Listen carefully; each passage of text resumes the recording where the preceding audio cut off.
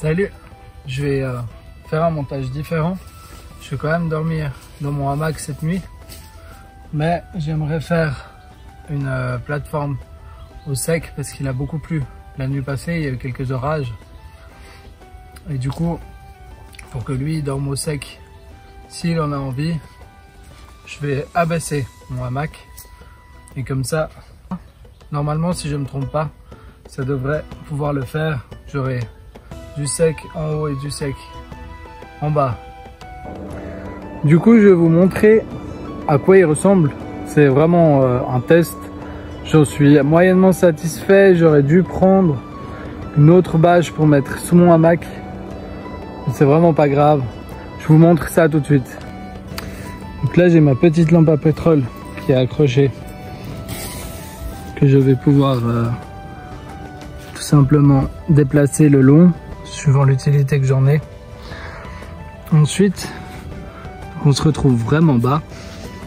Mon sac à dos, c'est pas grave s'il prend un peu l'humidité. Ce qui est important, c'est que je puisse, j'ai mon sac de couchage, etc., qui est installé. Je suis vraiment à 35 cm du sol, hein.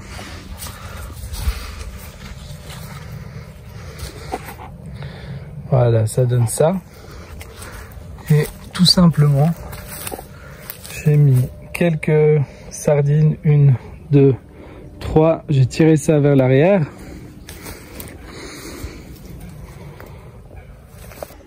C'est un peu le même montage que quand je dors dehors l'hiver. Moi, je vais profiter de mon bivouac de 48 heures. Ça va faire beaucoup de bien. J'espère que la vidéo vous plaira. Et puis, on se dit à tout à l'heure. Ciao!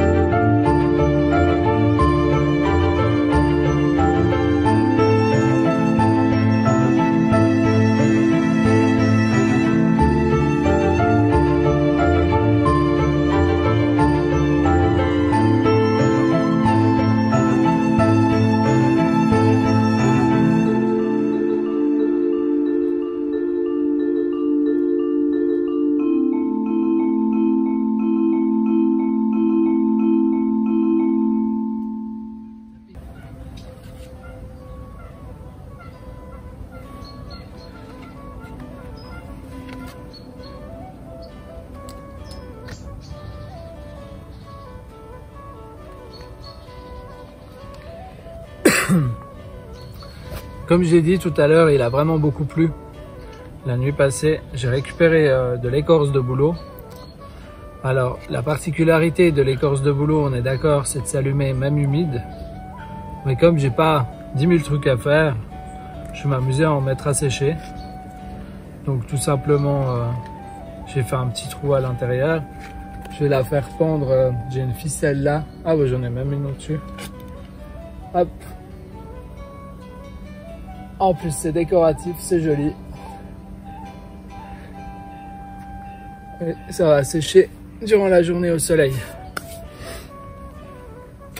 J'en ai quasiment pas.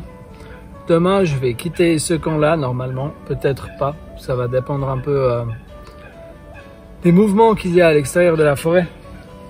Je partirai plus loin, j'ai à peu près 2 heures, 2 heures et demie de marche pour aller à mon prochain campement.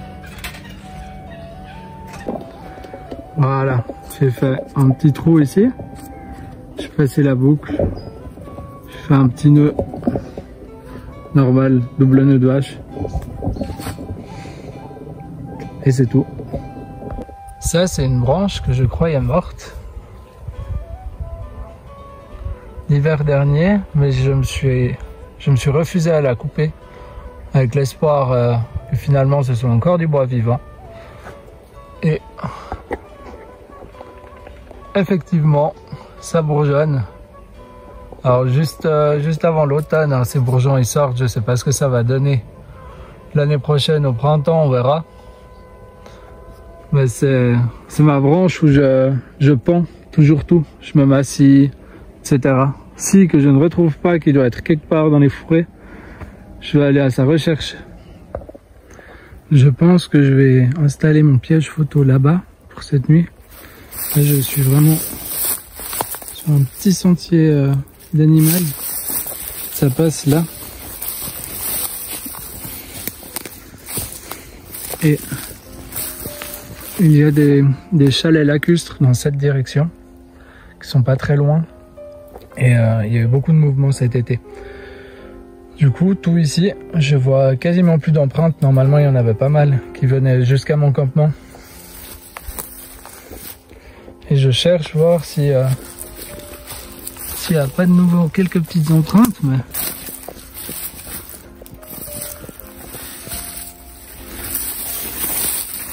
j'ai peur. Ah. Alors le renard il passe toujours. Donc je pourrais au moins voir le renard.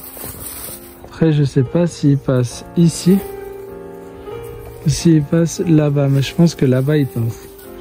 Parce que de l'autre côté des... Là en fait je suis en lisière de forêt, après il y a des roseaux, après il y a de la forêt. Et souvent il va dans la forêt là-bas, dans les roseaux.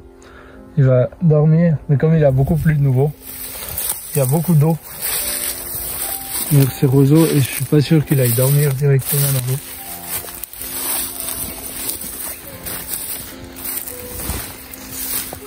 Je vous emmène avec moi à la recherche de la scie. Je pense que quelqu'un est passé, il y a eu du passage, on me l'a piqué. Tout simplement. Là, c'est toujours intéressant de se mettre, même si c'est pas beaucoup au niveau de la hauteur. Mais du coup, on aperçoit mieux les petits sentiers. Là, ça bouge vraiment tac tac. Ici, bah, c'est très visible.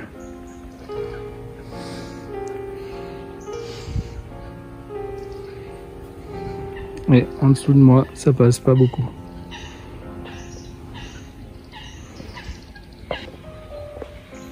Là, j'ai un très bel aubépinier qui peut me servir à me faire de la tisane le matin. Les fruits d'aubépine cuits, ça fait une très bonne infusion. Les feuilles aussi se mangent cuites. Alors ça fait penser un peu à l'oisieux, qui a aussi des petits fruits comme ça. En fait, il y a un noyau à l'intérieur. Hop. Voilà, ça c'est le noyau, ça c'est la chair. Bon, pour revenir à l'aubépine, moi, sur cette branche là il n'y a quasiment pas d'épines, c'est toujours le même arbuste, hein. Et vous avez des jolies épines là, quand il y en a beaucoup. Ces arbres d'ailleurs c'est rare d'en voir un aussi grand. Ah, c'est mon chien. Mais celui-là il doit faire facile 3 mètres. Ce qui sépare l'arbre de l'arbuste, c'est que l'arbuste il dépassera pas 5-8 mètres de haut. Un arbre il ira beaucoup plus haut. Donc arbuste 3 à 5 mètres, peut-être 8, je sais plus exactement la définition. Arbre, là il a passé 10 mètres, 15 mètres. Fait la taille de mon immeuble en fait. Voilà, c'est la différence entre les arbres et les arbustes. C'était la minute connaissance générale. Philo! Il est là-bas. Il guette. Sur ce, moi je vais aller grignoter un truc. Je peux faire mon petit tour pour voir un peu où était la faune.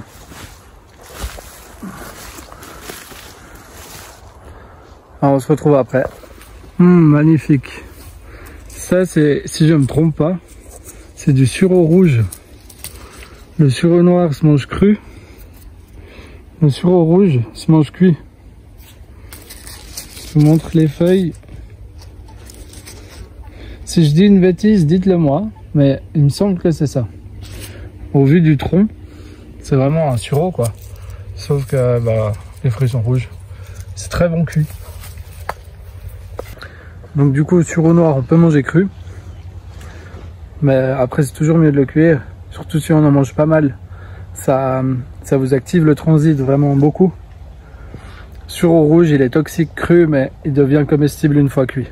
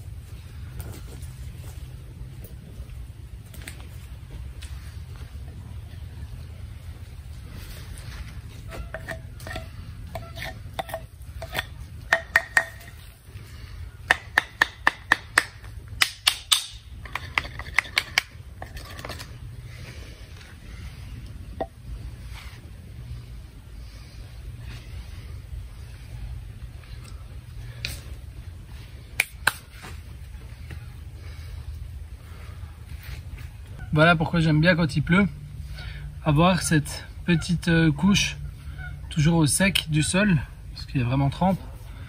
Je prépare mon petit bois là pour la nuit, histoire d'allumer mon feu, faire à manger et me réchauffer si besoin, même s'il doit faire dans les 10 degrés, hein, cette nuit ça va.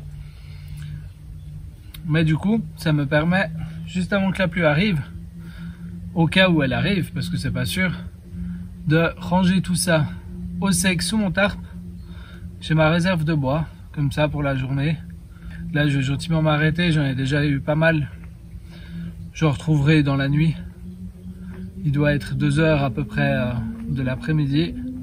Je vais aller manger un petit truc, une petite barre de céréales. Je vais vous montrer les rations que j'ai prises pour mes 48 heures.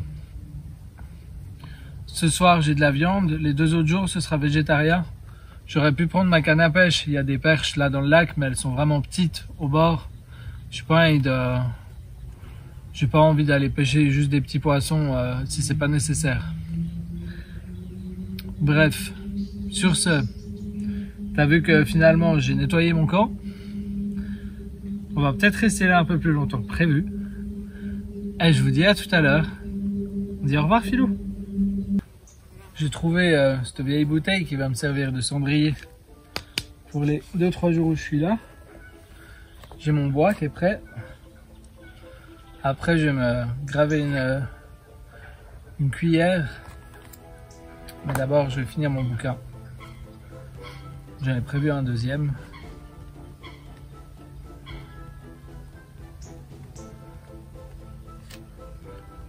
C'est une histoire d'amour. Je suis un peu fleur bleue, malgré ma dégaine. Je vous le conseille, c'est Le blé en herbe de Colette, qui a vécu de 1873 à 1954. Donc il y a un peu de vieux français et les tournures de phrases sont vraiment magnifiques. Les 2 premiers chapitres sont un peu compliqués parce qu'on n'a plus l'habitude de ce genre de mots et de ce genre de tournure de phrases. Mais on se laisse prendre assez rapidement. J'ai été agréablement surpris. En Suisse, on a les boîtes à livres. Donc c'est les vieilles cabines téléphoniques. Je vous en prendrai en photo. Je ne sais pas si vous avez ça en France et au Canada. Mais les gens peuvent amener leurs vieux bouquins, en prendre un autre et on s'échange les livres comme ça. Ça faisait longtemps que je lisais plus. Je m'y suis remis parce que mon frère m'a offert un bouquin l'année passée que j'ai lu il n'y a pas longtemps. Et depuis, j'arrive plus à m'arrêter. Et du coup, voilà. Moi, je vais lire mon bouquin. On se retrouve après, hein. Il reste 2 chapitres. Et franchement, tu veux quoi de plus? Le feu ce soir, le petit livre, une bonne bouffe, un chien, le bord du lac, avec un joli coucher de soleil, je l'espère. Ouais. C'est difficile de faire mieux. C'est difficile de faire mieux. Ouais.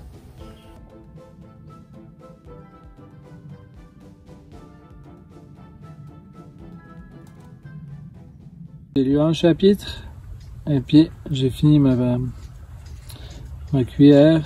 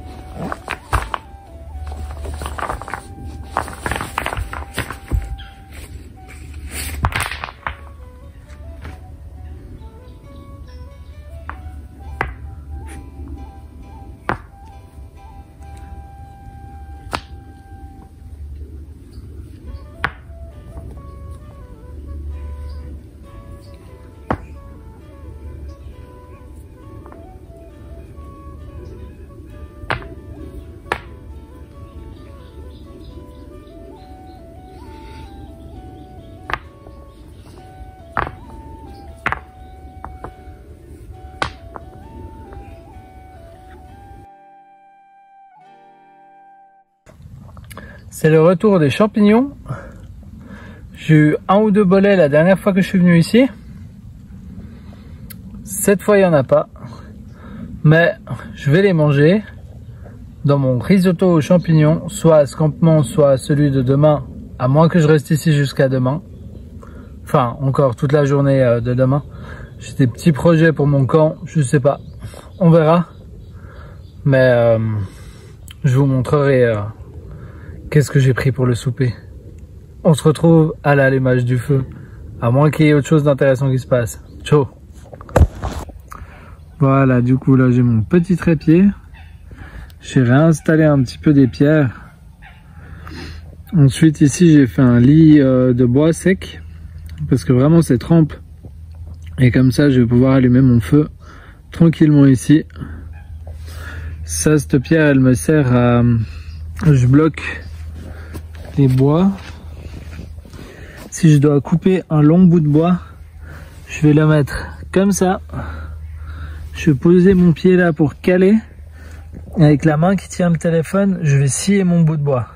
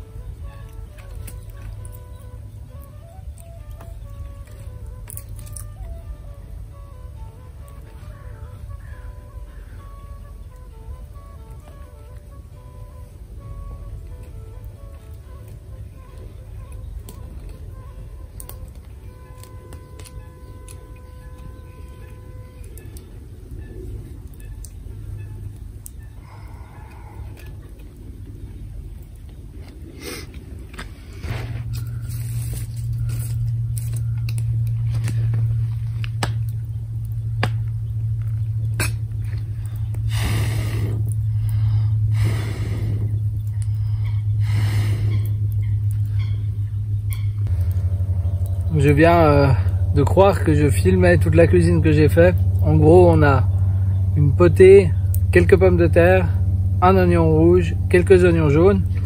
Comme j'ai oublié de prendre de l'assaisonnement et que j'ai 3 merguez, j'en ai coupé une en rondelles que j'ai mise dedans qui va donner un peu du goût. Le bois est très humide, fume beaucoup. J'aurais dû le débiter mieux.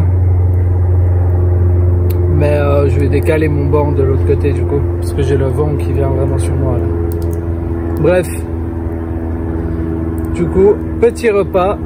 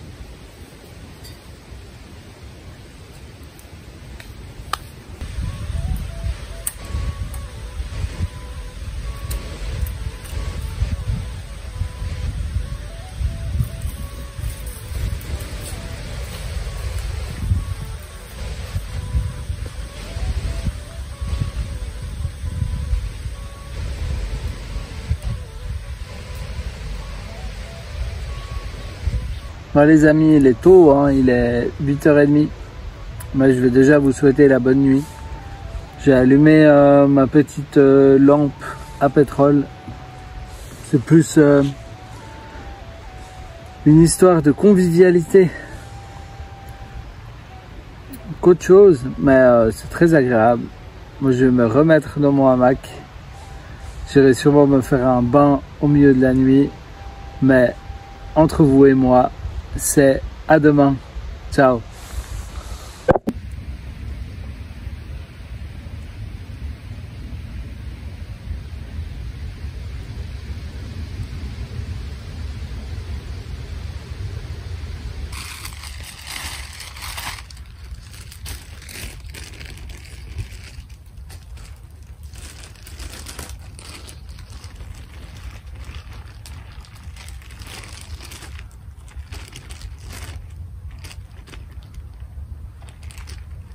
Bon appétit.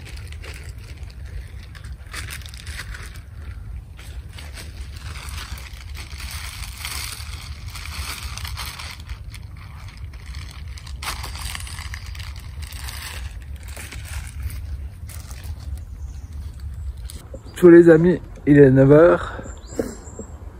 Moi j'ai mangé une petite barre de céréales, boire un peu d'eau et puis après je vais aller ramasser du bois pour le dîner. Ça se fera dans 3 heures, j'ai le temps. Très bien dormi, c'était bien. Je vous ai préparé un petit clip, normalement vous l'avez avant cette vidéo. Je vous invite à aller le voir, il s'intitule « Et si ?» Ciao.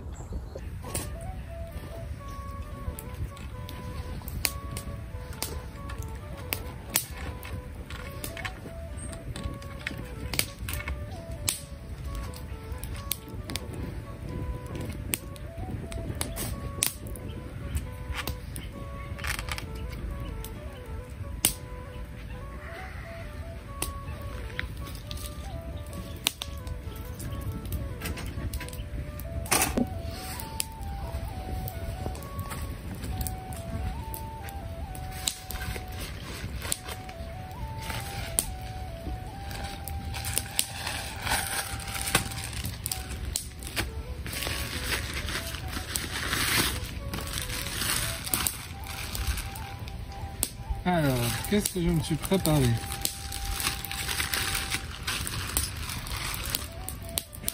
C'est l'occasion de vous en parler.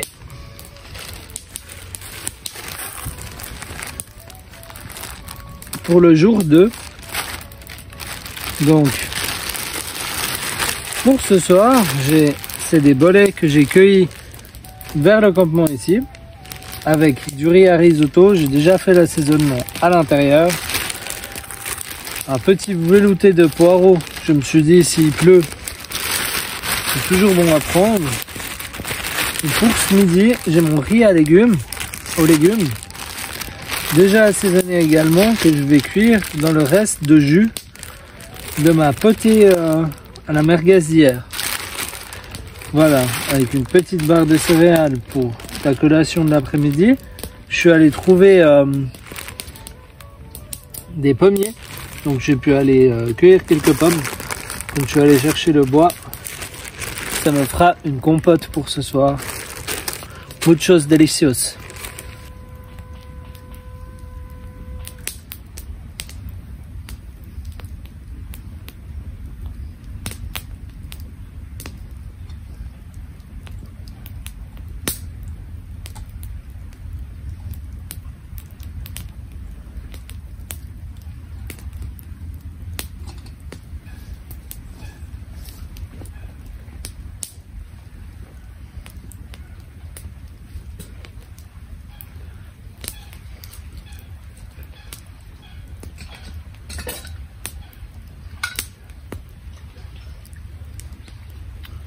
Bon, il reste pas beaucoup de jus, hein. C'est pas grave. Il y a déjà l'assaisonnement qui est prévu. J'ai du riz pour 5 personnes.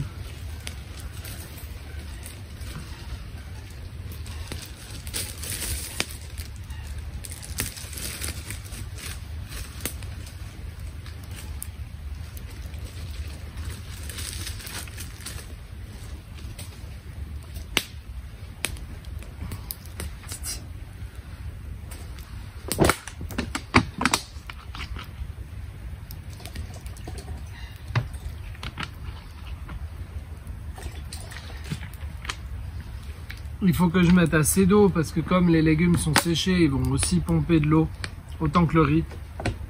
Donc normalement pour le riz, on met 2 fois l'eau par rapport à la quantité du riz. Là, je mets 3 à 4 fois. Déjà, j'aime quand il est bien cuit, quand je suis en forêt, je sais pas pourquoi. Et parce qu'en plus, les légumes vont prendre de l'eau.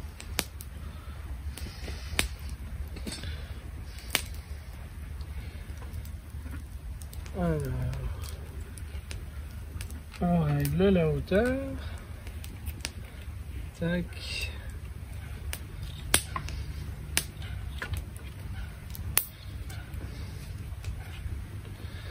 Alors, je fais toujours une boucle au bout de ma ficelle. Ça va me permettre de fixer la fin plus facilement. Sinon, on peut faire un cabestan, mais là, j'ai pas besoin de faire un nœud, et même sans nœud. En vérité, ça va aussi.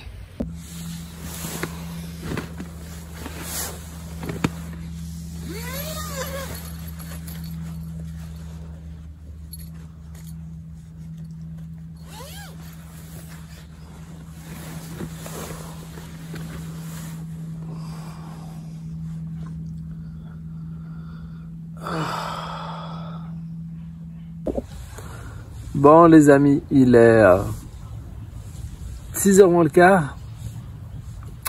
Je me suis beaucoup reposé cet après-midi. Je suis allé me promener, j'ai découvert des nouveaux coins où je pourrais venir filmer la faune, etc. Et il va être temps d'aller purifier un bon litre d'eau, je pense, pour la nuit et pour la matinée de demain.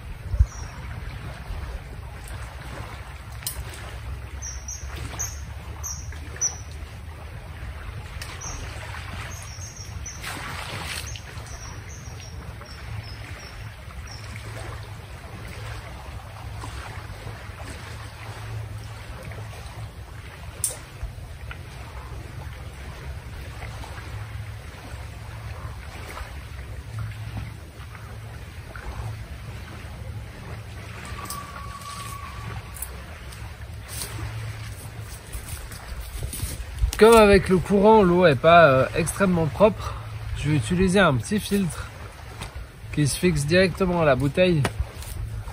Et je vais remplir ma gamelle pour la cuisine à faire bouillir avec. Ensuite, je re-remplis cette bouteille d'eau et je pourrai boire directement avec le filtre.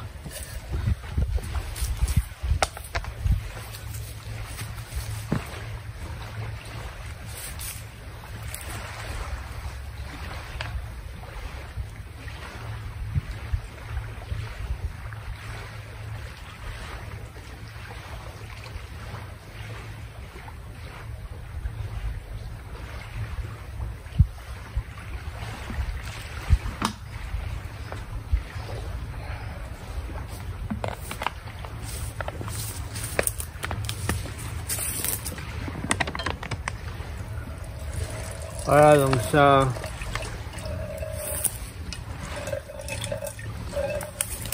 fait un robinet en fait, mais où toutes les particules seront filtrées, les virus et les bactéries. Je suis absolument pas sûr. De toute façon, c'est toujours mieux de refaire bouillir l'eau, parce qu'on ne sait jamais réellement jusqu'à quel point ces filtres y filtrent. Mais au moins, l'eau qui ressort, elle est claire, ça c'est sûr.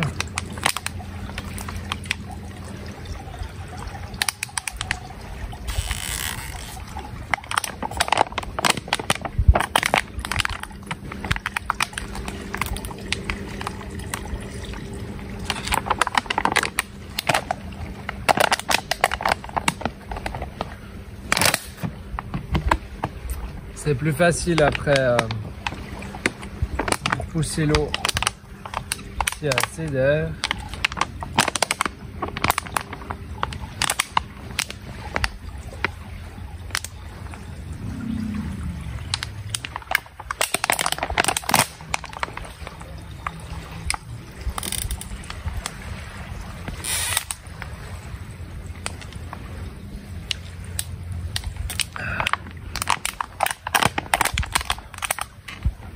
Voilà.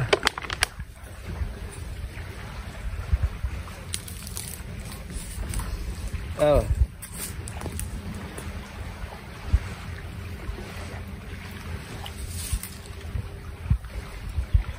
Bon, pas un goût exceptionnel. Elle a un goût synthétique.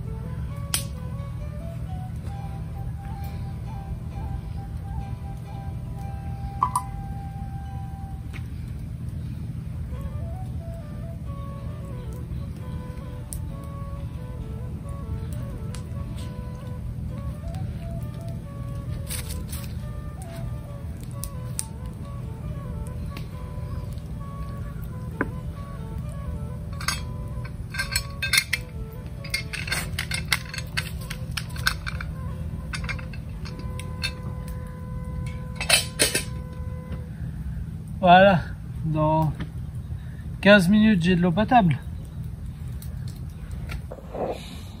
Salut les amis, j'ai pas filmé grand chose durant ma deuxième journée, il me semble. Je suis en train de vous faire le montage tout simplement parce que j'ai plus de place suffisante sur mon téléphone. Donc il faut que je fasse le montage pour pouvoir supprimer les images avant, histoire de pouvoir continuer à vous filmer n'importe quoi.